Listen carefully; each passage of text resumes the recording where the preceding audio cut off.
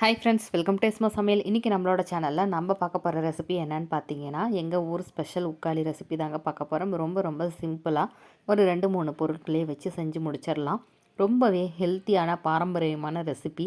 இந்த ரெசிபி பார்த்தீங்கன்னா, கல்யாணம் ஆகி புதுசாக வர பொண்ணு மாப்பிள்ளைக்கு பொண்ணு வீட்டு சார்பாக ஃபஸ்ட்டு செஞ்சு கொடுப்பாங்க. அதுக்கு முதல்ல இட்லி அரிசி 1 டம்ளர் எடுத்திருக்கேன். அதை நல்லா ஒரு 2லேருந்து 2.5 மணி நேரம் ஊற வச்சு எடுத்துக்கலாம். அதை நல்லா ஃபைன் பேஸ்ட்டாக இல்லாமல் கொஞ்சம் தோசை மாவு பதத்துக்கு குறைன்னு மிக்ஸி ஜாரில் கொஞ்சம் கெட்டி பதமாக அரைச்சிட்டு வந்துடலாம். இப்போ இது கூட ஒரு 50லேருந்து 60 மில்லி மட்டும் ஆயில் விட்டுருக்கேன். இதில் நீங்கள் நல்லெண்ணெய் ஊற்றி கூட செய்யலாம். அந்த டேஸ்ட்டு பிடிக்காதவங்க ஆயில் ஊற்றிக்கோங்க. அதில் நம்ம அரைச்சி வச்ச மாவை சேர்த்துட்டு அடுப்பை மிதமான தீயில் வச்சுட்டு நல்லா கிளறி கொடுத்துக்கிட்டே இருங்க. அப்போ தான் நமக்கு மாவு எல்லா பக்கமும் சுருண்டு வெந்து வரும். இது சுண்டி நமக்கு வேகிறதுக்கு ஒரு 1/4 மணி நேரத்துலேருந்து 20 நிமிஷம் வரைக்கும் ஆகும். பொறுமையாக நம்ம இது மாதிரி நல்லா உடச்சி விட்டு நமக்கு புட்டு மாதிரி உதிரியாக வர ஸ்டேஜ் வரைக்கும் நல்லா பச்சை வாசம் போயிட்டு மாவெல்லாம் வெந்து வர வரைக்கும் நம்ம இது போல் குத்தி உடச்சி விட்டுட்டு நம்ம புட்டு மாதிரி வர வரைக்கும் வெயிட் பண்ணிக்கலாம். அடுப்பை எக்காரணத்துக்கு ஃபாஸ்ட்டாக வைக்காதீங்க. மீடியம் ஃப்ளேம்லேயே வச்சுட்டு இது போல் செஞ்சுக்கலாம். அடுப்பை மீடியம் ஃப்ளேமில் இல்லை அதுக்கும் கம்மியாக கூட வச்சுக்கோங்க. ரொம்ப ரொம்ப ஹெல்த்தியான டேஸ்டியான ரெசிபி. இப்போது நம்ம இது போல் குத்தி விட்டுட்டு நம்ம மாவு நல்லா வெந்துட்டு உதிரியாக வர வரைக்கும் அடுப்புலேயே வச்சுட்டு செஞ்சுக்க போகிறோம். இப்போ இது நல்லா உதிரி ஆகிற வரைக்கும் நம்ம வெயிட் பண்ணிக்கலாம். இப்போ பார்த்தீங்கன்னா நல்லா உதிரியாகி வந்துடுச்சு. இது மாதிரி நல்லா பொலன்னு நமக்கு வெந்துட்டு நமக்கு உதிரியாக வந்துடும். நமக்கு எண்ணெயெல்லாம் நல்லா இழுத்துட்டு எல்லாமே நமக்கு இந்த மாதிரி பூ மாதிரி வெந்து வந்ததுக்கப்புறமா நம்ம இதுக்கு வெல்லம் சேர்த்துக்கலாம்.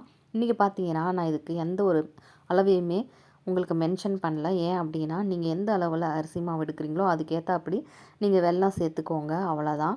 இப்போது நமக்கு அரிசி மாவு நல்லா புட்டு போல் வெந்து வந்ததுக்கு அப்புறமா நம்ம இது கூட வெல்லம் சேர்த்துக்கலாம். நீங்கள் வெல்லத்துக்கு பதிலாக நாட்டு சக்கரை இல்லை வெள்ளை சக்கரை கூட சேர்த்துக்கலாம். ஆனால் வெல்லம் சேர்த்து நம்ம செய்யும் போது தான் இந்த புட்டு ரொம்ப டேஸ்ட்டாக இருக்கும். இப்போது இது கூட தேவையான அளவுக்கு நான் வெல்லத்தை பொடிச்சு வச்சுருந்தேன், அதையும் இது கூட சேர்த்துக்கலாம்.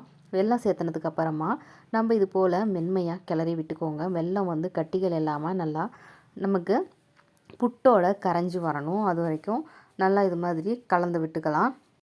இந்த ரெசிபி பார்த்திங்கன்னா கிராமப்புறங்களில் கண்டிப்பாக எல்லாருமே செஞ்சுருப்பாங்க. புதுசாக கல்யாணம் பண்ணி வர மாப்பிள்ளைக்கு பார்த்திங்கன்னா இதுதான் முதல்ல பொண்ணு வீட்டு சார்பாக செஞ்சு கொடுப்பாங்க. இது சாப்பிட்டதுக்கு அப்புறம் தான் நம்ம மற்றபடி விருந்துக்கு எல்லாமே கொடுப்போம். இப்போ பார்த்திங்கன்னா நமக்கு புட்டு நல்லா வெல்லத்தோடு கரைஞ்சி வந்துருச்சு. இது கூட பார்த்திங்கன்னா ஒரு சர்க்கரையோட ஒரு 5-6 ஏலக்காயை நல்லா பொடிச்சிட்டு இது கூட சேர்த்துருக்குறேன். ஏலக்காய் சேர்த்தும் போது நமக்கு புட்டு நல்லா வாசமாக கமன்னு இருக்கும்.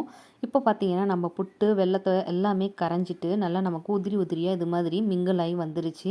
இது கரெக்டான பக்குவம் பாருங்கள். புட்டு உதிர்த்து காத்துறேன். இது மாதிரி நல்லா உதிரியாக வரும். நீங்கள் எண்ணெய் ஊற்றும் போது பார்த்து கவனமாக ஊற்றுங்க. ரொம்ப அதிகமாக ஊற்றிட்டோம் அப்படின்னா நமக்கு புட்டில் நல்லா வெந்து வந்ததுக்கப்புறமும் கூட எண்ணெய் தனியாக நிற்கும். இப்போ இது கூட நீங்கள் இன்னும் கொஞ்சம் ரிச்சாக இருக்கணும் அப்படின்னா நம்ம 1 ஸ்பூன் நெய் விட்டு அதில் முந்திரி திராட்சை வறுத்து கொட்டியும் செய்யலாம். நான் அதெல்லாம் இன்றைக்கி எதுவுமே சேர்க்காமல் சிம்பிளாக தாங்க செஞ்சுருக்கிறேன். நீங்களும் கண்டிப்பாக இதே மெத்தடில் ட்ரை பண்ணி பாருங்கள். இது எங்கள் ஊர் ஸ்பெஷல் ஸ்வீட்டு. நீங்களும் ட்ரை பண்ணி பார்த்துட்டு உங்களோட கமெண்ட்ஸை மறக்காமல் எங்களுக்கு ஷேர் பண்ணுங்கள்.